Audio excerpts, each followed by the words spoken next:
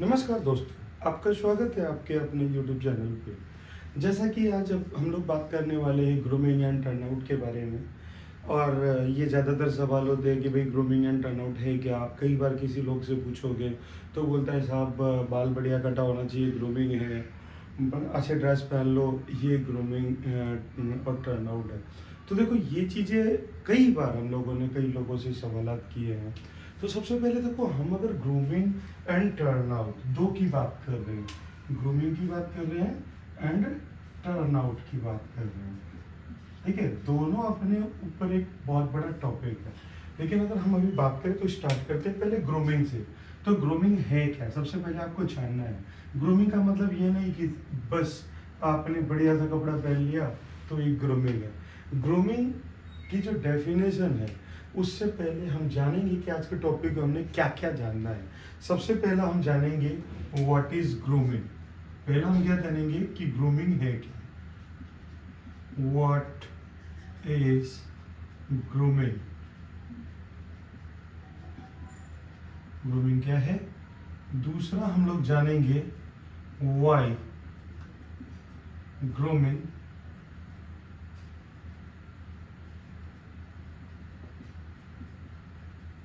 is important,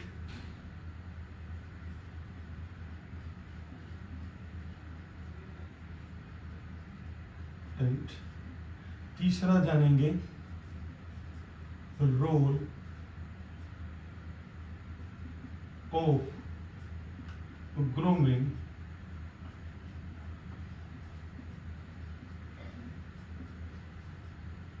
in security, hotel, hospital,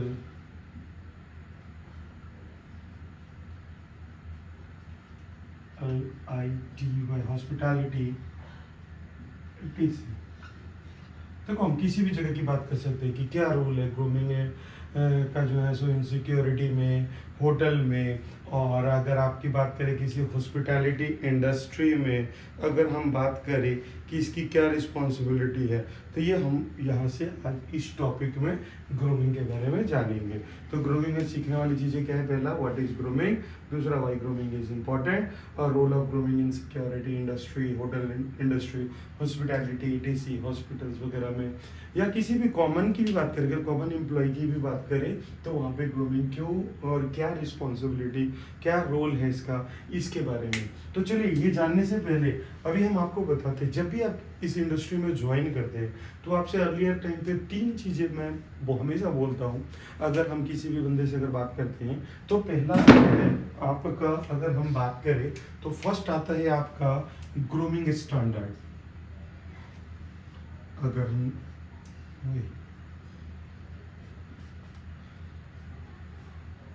sorry marker, पहला आता है आपका ग्रूमिंग एंड स्टैंडर्ड। दूसरा आता है आपका कम्युनिकेशन।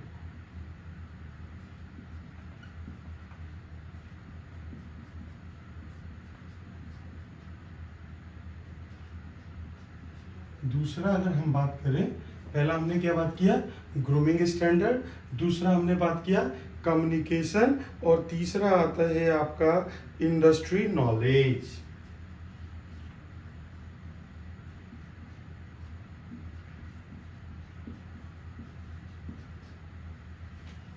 नॉलेज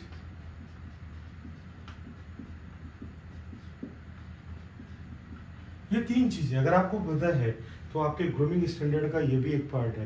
पहला ग्रूमिंग स्टैंडर्ड, ग्रूमिंग के अंतर्गत, और कम्युनिकेशन, बात करने का जो तरीका है, और इंडस्ट्री नॉलेज, आप जिस इंडस्ट्री में काम कर रहे हो उसके बारे में आपको भली बातें पूरा पता है या नहीं पता है। सॉरी, तो हमारे को ये 3 चीज़ें, अगर आज हम जो है ना, अगर आप किसी भी इंडस्ट्री में जब भी अगर हम भी अगर किसी व्यक्ति से बात करते हैं या ज्वाइन करते हैं, उनको अगर हम ट्रेनिंग देते हैं, तो सबसे पहले पूछते हैं कि आपको पता होना चाहिए कि आपकी ग्रूमिंग स्टैंडर्ड क्या है। दूसरा, आपका कम्युनिकेशन आपको पता होना चाहिए। इंडस्ट्री के बारे में आपको नॉलेज होनी चाहिए कि इंडस्ट्री किस चीज़ में डील करती है, क्या काम करती है। उसके लिए जो आपका वियरिंग और यूनिफॉर्म है, उसका अपीयरेंस कैसा होना चाहिए। ये सारी चीज़ें आपको ग्रूमिंग का पार्ट के अंतर्गत आता है। एक पार्ट है एक तरीके से ग्रूमिंग स्टैंडर्ड, कम्युनिकेशन, और दूसरा और तीसरा जो आता है आपको इंडस्ट्री नॉलेज। तो चलिए अभी हम बात करते हैं, शुरुआत करते हैं सबसे पहला कि ग्रूमिंग क्या है। What is grooming? तो ग्रूमिंग के बारे में क्या बोला जाता है ना, ग्रूमिंग के बिना हम सरवाइव नहीं कर सकते। विदाउट ग्रूमिंग के आप सोचो कि आप सिक्योरिटी इंडस्ट्री में हो, विदाउट ग्रूमिंग के आप कहीं पहुंच गए तो आप 1 दिन 2 दिन 3 दिन के बाद आपको निकाल दिया जाएगा। या अगर आपका स्टैंडर्ड बढ़िया नहीं होगा, आप कहीं किसी होटल्स में अगर है, आपका ग्रूमिंग अच्छा नहीं होगा, अपीयरेंस नहीं अच्छा होगा, मैं मान लो 5 स्टार होटल में खाने जा रहा हूँ, वहाँ पे आपका अगर ग्रूमिंग में देख रहा हूँ कि प्रॉपर नहीं है, तो क्या होगा कि विदाउट ग्रूमिंग के आप कहीं पे भी सर्वाइव नहीं कर पाओगे। तो इसीलिए आपको पता होना चाहिए कि ग्रूमिंग क्या है। तो ग्रूमिंग के बारे में बहुत सारे लोगों को ये पता है, अच्छा लगना, अच्छा दिखना, फिजिकल अपीयरेंस ही ग्रूमिंग है। तो नहीं, ये एक पार्ट है। आपको मैं बताना चाह रहा हूँ कि अच्छा दिखना, अच्छे ड्रेस को वियर करना, ये सभी के सभी जो है ना पार्ट है हमारी ग्रूमिंग के। लेकिन अगर आपको मैं ग्रूमिंग ग्रूमिंग के बारे में हम लोग बार बार बात कर रहे हैं, तो बहुत सारे लोग बता देते हैं कि भाई ग्रूमिंग जो है ये है, अच्छा पहनना चाहिए। देखो अगर बात करें ग्रूमिंग के बारे में, तो ग्रूमिंग के बारे में आपको क्या बोला जाता है, grooming is not only your physical appearance. अगर हम बात करें कि आप अच्छा दिखते हैं, यही ग्रूमिंग नहीं है। आप अच्छा दिखते हैं, यही ग्रूमिंग नहीं है।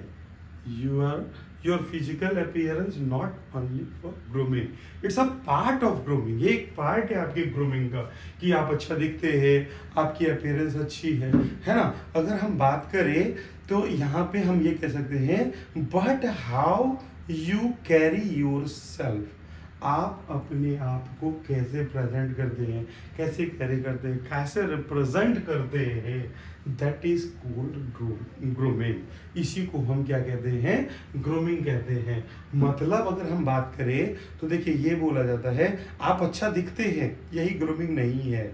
आप अच्छा बिहेव करते हैं, आप अपने आप को कैसे प्रेजेंट करते हैं, ये एक ग्रूमिंग का पार्ट है। समझ में आई बात? ये नहीं कि मैंने फिजिकल अपीयरेंस बढ़िया था, ये पहन लिया तो ये ग्रूमिंग, हाँ ये एक पार्ट है। लेकिन आप अपने आप को कैसे कैरी करते हैं, कैसे बिहेव करते हैं, कैसे रिप्रेजेंट करते हैं, ये सारी चीजें पार्ट जो आ जाती है वो आपके ग्रूमिंग का पार्ट है। समझ में आई बात? तो समझ में आया कि ग्रूमिंग क्या है। Grooming is a not only for your physical appearance, but how you carry yourself, that is called grooming. समझ में आई बात? अब आता है कि ग्रूमिंग को जो है सो क्यों इम्पोर्टेंट रखा जाता है। तो देखो अगर हम एग्जांपल के लिए आपको मैं बताऊं ग्रूमिंग क्यों इम्पोर्टेंट रखता है। जैसे मान लो आप किसी 5 स्टार होटल में खाना खाने जा रहे हो, राइट, खाना खाने गए, वहाँ पे आपने देखा कि यार एक बंदा है जिसकी फिजिकल अपीयरेंस भी अच्छी नहीं है, ग्रूमिंग भी अच्छा नहीं है, वे ऑफ टॉकिंग भी अच्छा नहीं है, तो आप क्या करोगे, उससे किसको रेटिंग दोगे, होटल को या उस व्यक्ति को? उस व्यक्ति का कोई नुकसान नहीं होगा। नुकसान किसका होगा? उसके ब्रांड का, उसकी कंपनी का, उसकी ऑर्गेनाइजेशन का, क्योंकि उसने तो काम किया, बट उसका जो फिजिकल अपीयरेंस था, उसका जो ग्रूमिंग था, वो स्टैंडर्ड अच्छा नहीं था। तो इसके लिए क्या हो गया, इसके कस्टमर जो है सो आने बंद हो गए, इसका सेल डाउन हो गया। सेल डाउन होने की वजह से जो है इसका जो प्रॉफिट था वो सारा का सारा जो है सो डाउन जाने लगा। यानी ये क्यों? क्योंकि उसने अपनी ग्रूमिंग स्टैंडर्ड को अच्छा नहीं रखा। इसीलिए अगर यहीं पे उसने अपनी ग्रूमिंग को अच्छी रखी होती, अच्छा पहनावा पहना होता, अच्छे से दिख रहे होते, कि स्टैंडर्ड में दिख रहे होते, तो क्या होता, यहाँ पे लोगों की भीड़ लगती कि हाँ भाई यहाँ जो सर्विस प्रोवाइड की जाती है प्रॉपर। अब आता है role of grooming in security, hotel, hospitality and etc. हर एक जगह इंडस्ट्री में ग्रूमिंग का क्या इंपॉर्टेंट रोल है। तो चलो मैं आपको आज एक बात बताने जा रहा हूँ, आप सभी जानते भी होंगे, ग्रूम, राइट, ये लिख लिया आपको, समझ गए। अब देखो मैं बात कर रहा हूँ कि व्हाट इज ग्रूम। ग्रूम का मतलब आपको पता है क्या होता है? ग्रूम, दूल्हा। दूल्हा, अच्छा दूल्हे को आपने देखा है कभी भी? जिस व्यक्ति की शादी होती है, दूल्हा होता है, वो अपने आप को तैयार करता है, नए नए कपड़े लाता है, नए ड्रेस पहनता है, पार्लर जाता है, मतलब कि अपनी शेविंग कराता है, ट्रिमिंग कराता है, बहुत सारी सर्विसेज वगैरह वो लेता है। क्यों? क्योंकि क्यों ऐसा करता है? क्योंकि उसको पता है कि आज का जो दिन है वो इसी का है, सभी लोग आके इसी को देखेंगे, इसी को ये करेंगे, इसलिए ये क्या करता है, अपने आप को जो है पूरा इतना ज़्यादा ये कर देता है कि भाई ये दिखे, लोगों के अटेंशन में आए। तो इसका मेन जो मकसद अगर बात करें तो बात ये आ जाता है कि I will the centre of attraction, यानी कि ये जो है सेंटर ऑफ अट्रैक्शन है आज की डेट में। यानी आज सबकी नज़र किस पे होगी? इस दूल्हे पे होगी, ग्रूम पे होगी। इसीलिए वो क्या करता है कि भाई वो इतना ज़्यादा तैयार होता है और इतना ज़्यादा फेशियल कराता है, पार्लर जाता है, सारी चीज़ें कराता है, ताकि कि सभी लोगों का ध्यान इसके ऊपर केंद्रित हो, ये दिखे कि हाँ भाई दूल्हा बढ़िया दिख रहा है, दूल्हा अच्छा है, इंटेंशन ये है। तो हमारे कहने का मतलब है कि जैसे कि अगर हम बात कर रहे थे ग्रूम के बारे में, तो ग्रूम यानी कि दूल्हा। दूल्हा क्या होता है? आपको मैंने बोला कि भाई दूल्हा उस रात का हीरो होता है, वो वहाँ का। अगर हम बात करें तो इसका मेन मकसद ये होता है, I will the centre of attraction. उसको पता होता है कि आज पूरे इस ऑर्गेनाइजेशन में जो अगर कोई किसी की बात की जाएगी तो दूल्हे की बात की जाएगी। यानी आज का जो है पूरा जो सबकी नज़र होगी वो किस पर होगी? दूल्हे पे होगी। अगर कोई प्रॉपर ग्रूम नहीं है तो इससे उसका नुकसान नहीं है, उसकी कंपनी का, ब्रांड का, उसकी इंडस्ट्री का नुकसान है। तो इसीलिए आपको बोला जाता है कि किसी भी इंडस्ट्री में ग्रूमिंग का बहुत ही ज़्यादा इम्पोर्टेंट रोल अदा करता है। अब देखो अगर हम बात करें कि इसमें ग्रूमिंग के अंतर्गत क्या है, पर्सनल हाइजीन आपका आ जाता है, आपकी साफ सफाई, फिर से आपका presentation, you are the face of the company, आप सभी के सभी क्या हो? उस कंपनी के फेस हो। इसमें क्या क्या चीज़ें डिपेंड करती है? आपका पर्सनल हाइजीन, कि भाई आपकी साफ सफाई, आपने नेल कट किए नहीं, शेविंग आपकी प्रॉपर है या नहीं, ट्रिमिंग प्रॉपर है या नहीं है, कटिंग, जो भी चीज़ें हैं, नाक के बाल तो बड़े नहीं हैं, ये सारा का सारा आपका जो है किसके अंतर्गत आ जाता है? इसके अंतर्गत। तो ये सारी चीज़ें अगर हम बात करें तो इसी को हम क्या कहते हैं? ग्रूमिंग कहते हैं। तो मेरे कहने का मतलब आपको समझ में आ गया होगा ग्रूमिंग क्या है, वाई। अच्छा इधर से दिखाई नहीं दे रहा होगा, इसलिए मैं इधर हो जाता हूँ, थोड़ा सा आपको अगर दिखाई दे तो देखिए कि ग्रूमिंग क्या है, पहला हमने देखा। दूसरा क्या देखा? Why grooming is important, grooming क्यों इम्पॉर्टेंट है। दूसरा देखा हमने role of grooming in security, hotel and hospitality. तो ये चीज़ों को देखने के बाद हमारे को पता चलता है कि भाई क्या है ग्रूमिंग। अब देखो ग्रूमिंग के लिए हमारे को किन किन चीज़ों का ध्यान देना चाहिए। अब अगर हम बात करें ग्रूमिंग अगर किसी सिक्योरिटी इंडस्ट्री के लिए, तो देखिए ग्रूमिंग के अंतर्गत जो पार्ट आता है, सबसे पहला स्टार्ट होता है आपका हेयर।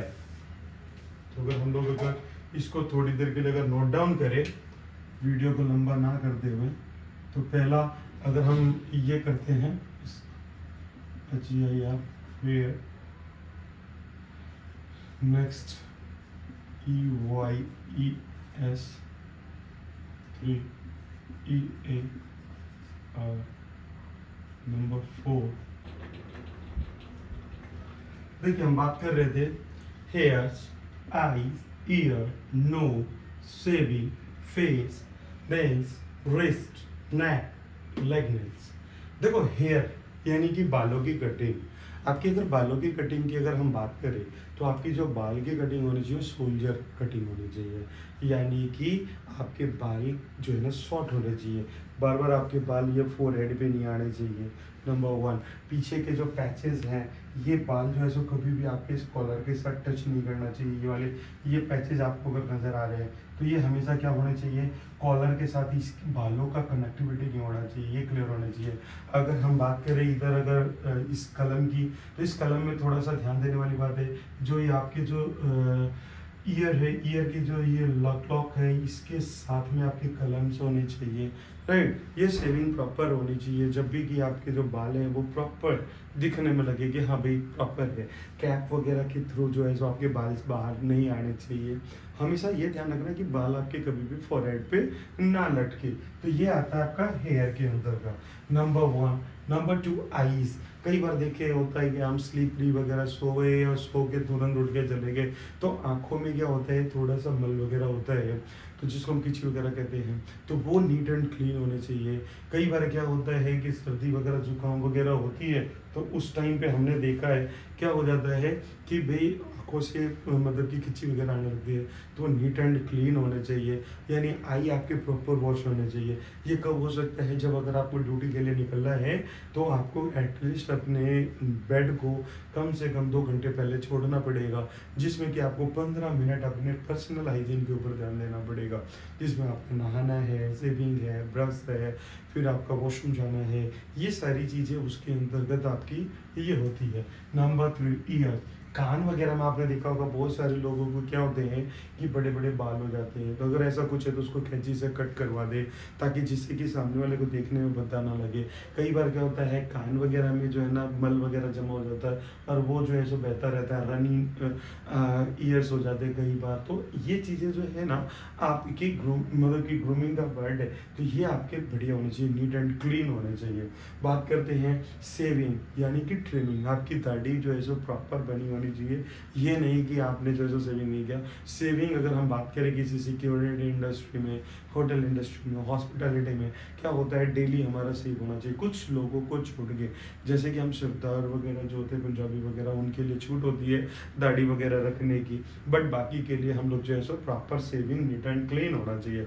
कुछ ऑर्गेनाइजेशन है जो लंबे मूंछ वाले दरबान वगैरह की रिक्वायर्ड होती है, वहाँ पे लंबे लंबे मूंछ वाले की, तो बट इसका मतलब ये नहीं कि लंबी मूंछ के साथ उसकी प्रॉपर आपकी जो है सो सीरम वगैरह लगा के उसको एकदम बिल्कुल प्रॉपर एक्यूरेट रखें। अगर हम बात करें किसी लेडीज़ वगैरह के लिए, अगर जैसे उसके लिए क्या है, हेयर जो है सो पूरे बंद लगे होने चाहिए, आप इस साइड उसको प्रॉपर टाइट बंद बांधे, जिससे कि क्या है कि कभी कोई बाल हेयर वगैरह जो है सो लटक के नीचे ना आए। इधर सीरम वगैरह का इस्तेमाल करें, जिससे कि बाल हमेशा चिपके रहे, खुले से ना नजर आए, है ना। शेविंग एंड ट्रिमिंग का ये पार्ट है। फेस नीट एंड क्लीन, बढ़िया से आप सोप वगैरह से क्लीन करके जाओ। कई बार क्या होता है कि हमारे जो फेस वगैरह पे गंदे वगैरह लगे होते हैं, तो अगर हमारा क्लीन है, देखो उसको साफ करके चले। दूसरा नेक्स्ट जो आता है नेल्स, आपके जो हाथों के जो नाखून वगैरह हैं, वो प्रॉपर आपके जो है ना ये होने चाहिए, ताकि कि भाई आप जो है सो प्रॉपर हाइजीन मेंटेन करो। कई बार क्या होता है, हमारे को किसी से हाथ मिलाने होते हैं, कई बार क्या होता है हम कोई डॉक्यूमेंट्स किसी को पकड़ा रहे होते हैं, तो बड़े नेल्स होने की वजह से क्या होता है उसको लग सकता है स्कार्स वगैरह आ सकते हैं उसके हाथों पे, उनके मतलब कि बॉडी पार्ट्स में। दूसरा क्या हो सकता है कि अगर आपने मान लो कि नेल्स अगर आपके नीट एंड क्लीन छोटे नहीं होंगे, तो उसके अंतर्गत मैल वगैरह बैठ जाने से क्या हो जाएगा, वो डर्टी नेल्स आपके नजर आएंगे, ब्लैक ब्लैक। तो आपके नेल्स प्रॉपर होने चाहिए, हाथ और पैर दोनों की। अब बात करोगे कि पैर पैर की आप बात कर रहे हो, तो पैर में तो शूज होता है, वेरी गुड, आपका क्वेश्चन सही है, बट आपको पता है कि जो पैरों के नेल्स होते हैं ना, वो जल्दी बढ़ते भी हैं, क्योंकि वो कवर्ड होने की वजह से, और बहुत ज़्यादा कमज़ोर होते हैं। कई बार क्या होता है, आपने देखा होगा हाथ की नाखून अगर किसी चीज़ से टच करती है तो जल्दी ब्रेकेबल नहीं होता है, क्योंकि ये थोड़ा सा नरम होता है।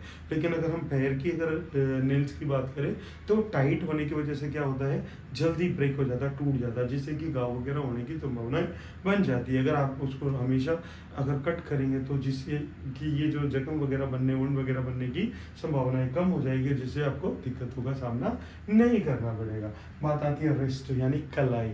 बहुत सारे लोगों को आपने देखा होगा हाथों में क्या करते हैं ना, बहुत सारे धागे वगैरह बांध लेते हैं। तो ये धागे बांधना जो है ना, सिक्योरिटी इंडस्ट्री में अगर हम बात करें कड़े की या मतलब ब्रेसलेट वगैरह की, या मोटे मोटे धागे यहाँ तक लगाना, ये ग्रूमिंग के अंतर्गत सिक्योरिटी इंडस्ट्री इसको अलाउ नहीं करती। खास करके जब तक आप ड्यूटी पे रहते हैं तो ये चीज़ें अलाउ नहीं है। सिर्फ पंजाबी को ये कड़ा इसलिए अलाउ है क्योंकि उसके धर्म के साथ है, इसलिए उनके साथ वरीयता है। बाकी किसी भी धर्म को कड़े वगैरह ड्यूटी पे नहीं पहनना चाहिए। क्लियर है। नेक्स्ट आता है नेक, गर्दन। गर्दन आपके साफ होने चाहिए। ऐसा नहीं कि मैल बैठा है, गंदगी सी दिख रही है, ये बाल वगैरह इधर से इधर तक आ रहे हैं, तो ये चीज़ें नहीं होनी चाहिए। और लास्ट जो था लेग नेल्स, जिसके बारे में मैंने आपको बता दिया। तो ये सारे जो हमारे ग्रूमिंग के पार्ट्स हैं, ये सारी चीज़ें हमारे को मेंटेन करने पड़ते हैं अच्छे ग्रूमिंग स्टैंडर्ड को मेंटेन करने के लिए। तो ये चीज़ें हम लोग ध्यान रखेंगे कि भाई ये चीज़ें अगर हमारे पास है तो हम ये। अब हम बात करते हैं टर्न आउट के बारे में। अब हम बात करें टर्न आउट। टर्न आउट में जो अगर हम बात करें तो सबसे पहला आता है हमारा यूनिफॉर्म। यूनिफॉर्म यानी कि आप जिस इंडस्ट्री में हैं वहाँ की जो भी आपकी यूनिफॉर्म है। अगर आप सिक्योरिटी इंडस्ट्री में हैं तो सिक्योरिटी के जैसे कैप हो गए, पूरा फुल यूनिफॉर्म हो गया, बेल्ट हो गया, लैनियार्ड हो गई, आपकी जो है सो नेम प्लेट हो गई, नेम बैचेस वगैरह हो गए, ये सारी चीज़ें। तो यानी कि आपकी जो यूनिफॉर्म है, यूनिफॉर्म कैसे होना चाहिए? नीट एंड क्लीन होनी चाहिए, यानी कि हमेशा धुले धुलाए होने चाहिए। उसके अंतर्गत किसी भी प्रकार का मैल ना हो, कुछ ऐला ना हो, गंदा ना हो, डर्टी ना हो। कई बार हमने देखा सिक्योरिटी वगैरह टीम में या बहुत सारे लोग क्या करते हैं, उनका ड्रेस पूरा नीट एंड क्लीन रहता है बट वो बाजू को फोल्ड कर लेते हैं और बाजू बहुत गंदी सी दिख रही होती है। तो ये गलत इंप्रेशन शो करता है। तो आपका यूनिफॉर्म नीट एंड क्लीन होने चाहिए। नेक्स्ट, इसके अंतर्गत ये प्रॉपर आपके जो है ना प्रेस्ड होने चाहिए, आयरन होने चाहिए। कई बार क्या होता है हम लोग आयरन नहीं करते, जिसकी वजह से क्या है ना, हमारी यूनिफॉर्म तो धुली होती है लेकिन सिकुड़न सिकुड़न से जो ना वो अजीब सी दिख रही होती है, जो कि भद्दा इंप्रेशन शो करता है। तो प्रॉपर आयरन होने चाहिए। अगर आप आयरन नहीं कर पाते, कई बार क्या होता है कुछ लोगों के साथ प्रॉब्लम्स होती हैं ड्यू टू इलेक्ट्रिसिटी की, अगर मान लीजिए वहाँ पे प्रॉब्लम है, या अगर मान लीजिए उनके पास वो आयरन वगैरह नहीं है, तो एटलीस्ट वो ये भी कर सकते हैं कि आपने अगर ड्रेस को क्लीन किया, क्लीन करने के बाद आप कोशिश करें। सबसे पहली बात आपको बताऊं, आप किसी भी इंडस्ट्री में तो मिनिमम 3 पेयर्स ऑफ यूनिफॉर्म रखें। 3 पेयर्स यूनिफॉर्म। क्यों? क्योंकि आप विदाउट यूनिफॉर्म ड्यूटी नहीं कर सकते, राइट। अब मान लीजिए आपने एक यूनिफॉर्म पहन के आए, ठीक है, आप जा रहे थे और दूसरा यूनिफॉर्म आपने धो के रख दिया, बारिश आई, बारिश में धुली हुई यूनिफॉर्म आपकी जो है सो गीली हो गई, आप जो पहन के गए वो भी बारिश में गीली हो गई, तो उस टाइम पे आप क्या करेंगे? तो आपके पास जो तीसरा पेयर होगा, इसमें देखो आपके 2-3 फायदे हैं। हमेशा आपका यूनिफॉर्म क्लीन मिलेगा, नंबर 1। हमेशा आपके यूनिफॉर्म आयरन मिलेंगे, नंबर 2। नंबर 3, आपके जो मतलब यूनिफॉर्म की जो क्वालिटी होगी वो भी अच्छी होगी, क्योंकि आप ऑल्टरनेट डे अगर चेंज करके ड्रेस पहनेंगे तो बहुत लॉन्ग टाइम तक चलेगा, फटेगा नहीं, ठीक है ना। तो ये चीज़ें हमेशा आपको ध्यान रखना है कि 3 पेयर्स रहना है। और आप उसको धुल के प्रेस नहीं कर सकते तो एटलीस्ट क्या करो, उसको मोड़ के और अपने बिस्तर वगैरह के अंदर डाल दो, जिससे भी कि थोड़ा सा क्या हो जाता है कि उसकी लाइनिंग वगैरह खत्म हो जाती है। शूज़ आपके हमेशा पॉलिश होने चाहिए। पॉलिश का तरीका आपको पता होना चाहिए। हम लोग क्या करते हैं ना, शू पॉलिश करते हैं। शू पॉलिश करने के दरमियान देखिए, अगर हम बात करें बैडमिंटन ऑफिस में या कहीं पे भी, तो शू पॉलिश करने का जो तरीका है, हमेशा हम बहुत प्रेस करते हैं, बहुत तेज, तो वो नहीं करना चाहिए। हमेशा लाइट ब्रश अगर आप मारेंगे तो लाइट ब्रश से क्या होता है कि आपके जो शूज़ के अंतर्गत आती है, वो जो शाइनिंग आती है वो प्रॉपर, तो यानी कि आपके जो शूज़ होने चाहिए वो पॉलिश्ड होने चाहिए। नेक्स्ट, आपके जो सॉक्स वगैरह हैं वो कई बार क्या होता है हम लोकल क्वालिटी के ले लेते हैं हमारे आई के हिसाब से, बट क्या होता है ना, लोकल क्वालिटी के जो सॉक्स वगैरह होते हैं ना, उसमें बहुत ही जल्दी जो है सो स्मेल वगैरह आ जाते हैं, तो वो क्या होता है ना, गंदा इंप्रेशन शो करता है। कई बार क्लाइंट वगैरह के पास अगर हम जाते हैं, बदबू सी आ रही होती है एक से दूसरे दिन में, तो कोशिश करें कि थोड़ा सा जो हम कॉटन वे में शूज़ सॉक्स वगैरह वियर करें जिसके अंतर्गत स्मेल ना हो। उसको भी डेली आप जो है सो वॉश करें जाके, कि ताकि जो है सो उसके अंतर्गत स्मेल ना आए। कैप आपके प्रॉपर होने चाहिए, फटे नहीं होने चाहिए, उसके पैचेज अगर स्टिकर्स वगैरह हैं वो प्रॉपर एक्यूरेट हो। ये नहीं कि इधर से धागा दिख रहा है, इधर से सिलाई दिख रही हो, तो ये चीज़ें नहीं होनी चाहिए। बेल्ट आपके प्रॉपर होने चाहिए, लाइन मतलब कि अगर शर्ट का जो लेन है, ये हैंड की जो जिप है, बेल्ट का बकल वहाँ पे आना चाहिए प्रॉपर वे में। तो ये जो है ना, ये जो चीज़ें हैं ये टर्नआउट के अंतर्गत आते हैं। आशा है, मुझे लगता है कि आपको समझ में आया होगा कि ग्रूमिंग क्या है, ग्रूमिंग के अंतर्गत किन किन बातों का ध्यान देना है, ग्रूमिंग स्टैंडर्ड क्या है भाई। दूसरा हमने देखा कि भाई कम्युनिकेशन, बिहेव, और हमने आपको बताया कि ग्रूमिंग के बारे में किन किन बातों का ध्यान देना होता है। तो ये तो हम लोग ध्यान रखेंगे टर्नआउट। और आशा है आप सेफ होंगे, सुरक्षित होंगे और अच्छे होंगे।